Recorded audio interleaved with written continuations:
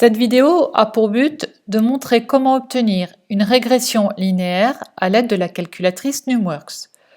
Pour illustrer les propos, on va considérer une séance de travaux pratiques en sciences physiques au cours de laquelle les élèves veulent déterminer la valeur de la résistance R d'un dipôle ohmique car ils savent que la tension et l'intensité aux bornes d'un dipôle ohmique sont reliées par la loi d'Ohm, telle que U égale R fois I, R étant justement la valeur de la résistance du dipôle ohmique qu'ils recherchent.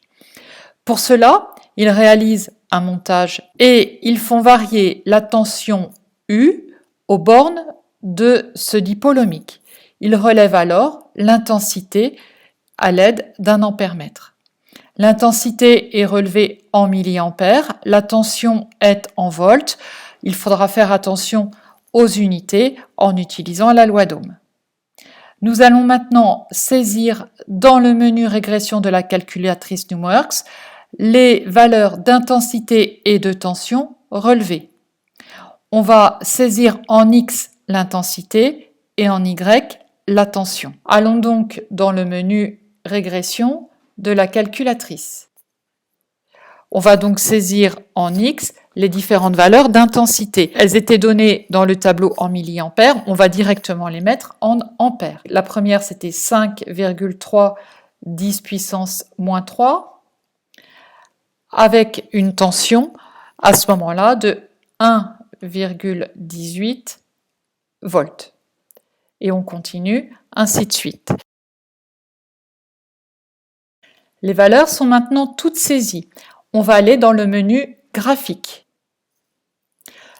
Le graphique obtenu confirme donc que les valeurs de la tension et de l'intensité sont proportionnelles, puisque les points d'abscisse, l'intensité et d'ordonnée, la tension, sont alignés. Le menu de la calculatrice nous permet d'obtenir l'équation de la droite. On voit en effet que Y égale à X plus B, c'est-à-dire la tension égale A fois l'intensité plus B, avec A qui vaut environ 219,6 et B qui vaut environ 0,04. On peut en déduire que la droite passe pratiquement par l'origine du repère puisque B est pratiquement nul et la valeur du coefficient directeur de la droite est d'environ 220.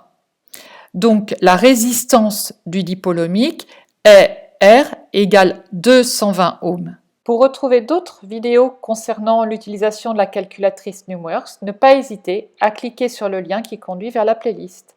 À très bientôt!